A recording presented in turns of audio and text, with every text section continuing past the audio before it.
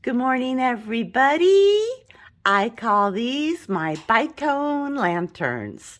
So, join me on YouTube and let's have some flamin' fun.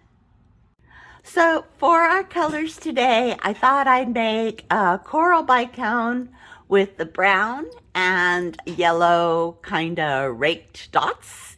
And I'm also going to use my Bicone roller, which is on the back of my round roller. So any Bicone roller would do, or you can make your Bicones by hand if you don't have a roller. So now that I've said you can make these by hand, I thought I better show everybody how to make them by hand. So let's make a Bicone by hand in case you guys don't have a roller. I have started off with just a barrel bead. I think it's like 6 wraps across by 2.5 wraps high. And now I'm just going to put a nice 3rd wrap right down the center. And it gives us some glass to work with and some glass to form. So I'm going to put 1 wrap there, maybe 2.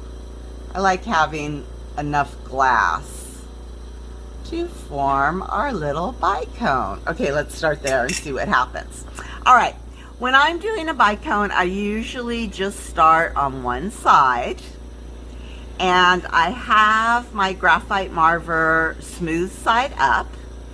And what you're gonna do is take your marver, angle your mandrel downwards, and just roll that glass right across the marver at an angle. So do it once on one side, and then we're gonna go and we're gonna tackle the other side. So heat that glass up, not too soupy, because sometimes if your glass is too soupy, it will fold on itself, and then you got all these big giant wrinkles. So just enough to get that outer layer soft. Angle your marver down and roll it across. And I usually have to do this a couple times because you can see how my Bicone, it goes back and forth depending on how you angle your marver. So I usually like, oh, it's too far to the right. No, it's too far to the left. And so I play around with this. Plus I do get some wrinkles. And of course, I'm not a holder of marvers, so I have to put mine down. I usually stack it on top of another marver. And this one's coming out pretty good. So it's not hard, you guys. Just angle your mandrel to a nice angle, and there you go. There's my top of my Bicone right in the center where I want it. And that one looks pretty good. Now, if you do have a roller, of course, it's a lot easier. Same thing, make a barrel with a couple of wraps down the center.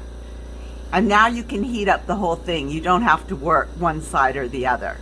So I'm heating it up, and then it's just a gentle roll down your roller. And that's it. That's the Bicone bead. All right, let me get these marvers out of here.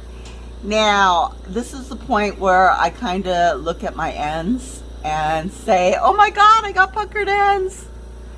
Yay. Okay, that looks good. Let's go in for our dots. Now, our raked dots, I start out, I put the dark color on the bottom. I don't know why, but I do. And I break my mandrel, or I break my rod of glass. Because I didn't heat it up slow and it went pew. Okay, here we go. Some big dots. Don't be afraid to add some glass because we need some glass to rake it out. Bloopity bloop bloop, there's an email.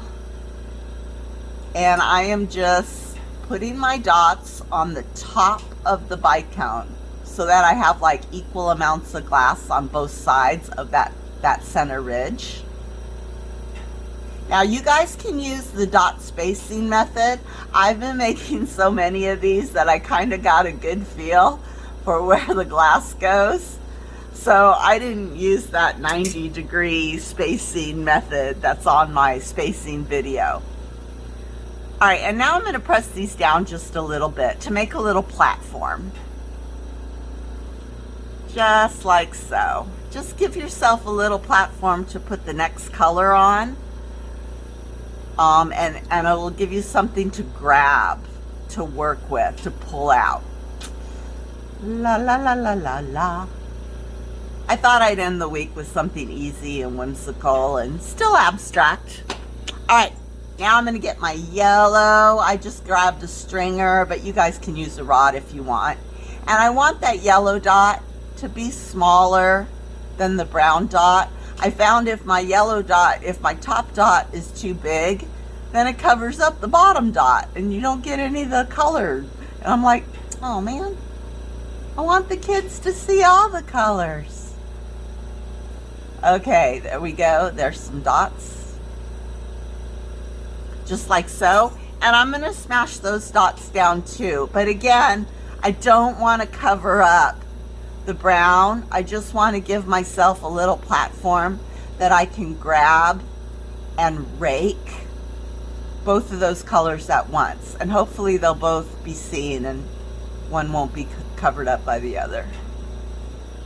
There we go. All right, raking. I have my rake here that I didn't show you before, but I have it. And I am going to, I always like to put my pinky on the end of my mandrel. It just helps with support. And I'm going to heat up really, really soupy one side of that dot. Pick a dot, heat it up, rake it out, just like that. This is actually the fun part. I like doing these rakes. But you got to get it soupy or it's not going to flow good. And have your water handy so you can cool off your rake, because there's nothing worse than having your rake stick in your bead. It's very annoying. See, that one wasn't so hot and it was really hard to pull it.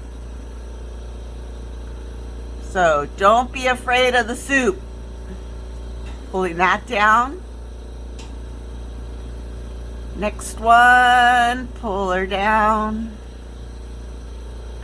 Next one, just pull her down. Oops. See, and that one also wasn't soupy enough, so I pulled the little dot right off. But that's okay, because you can go right in and do it again. All right, now let's go on the other side. Heat her up, soupy, pull it down. Left side's always a challenge for me.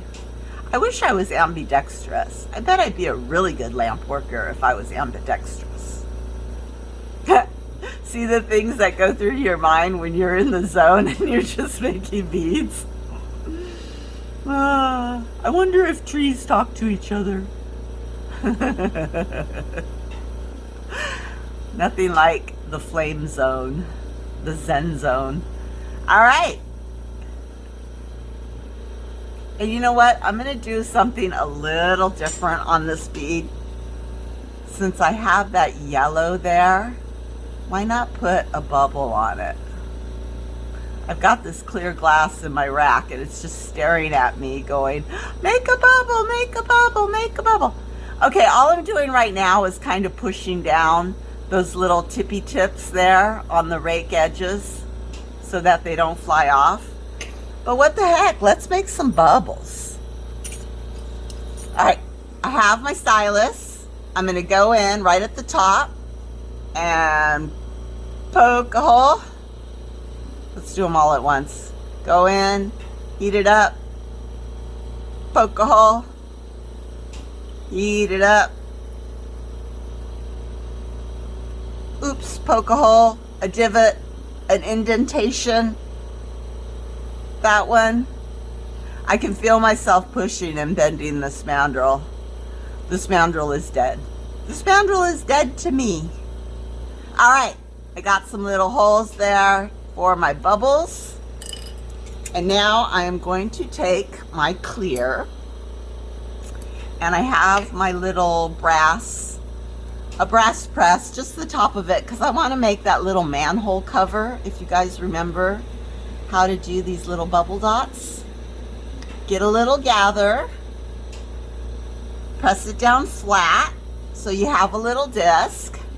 Now heat up that flat and heat up your bead, and on it goes.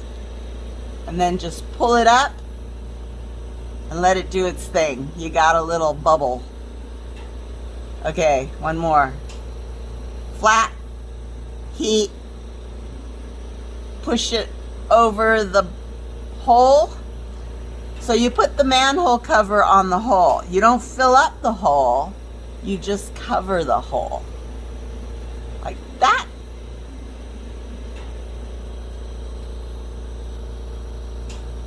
And one more. And I got two more. All right, heating it up, pressing it into a disc. It goes down. Oh, I might have covered that hole up. One more. Just like so. All right, let's go ahead and kind of torch those down a bit. Just torch them flat so one, you can see the bubble. It's kind of magnified by the clear glass, so you can really see it when you torch it down a little bit flat. So I am just heating up that clear and then pointing my bead upwards so that clear glass kind of floats down a bit. And I can really see those bubbles appearing. All right, one last thing I want to do, I think, on these little raked ends is just put some little yellow dots just for added oomph and contrast. My yellow might have been too small, and so on some of it I can't see it. So I'm just going to embellish a little bit with some little yellow dots on the ends. Okay, you guys, there you go. That is called a Bicone lantern. Have a great weekend, everybody, and I'll be back next week with more videos. Bye.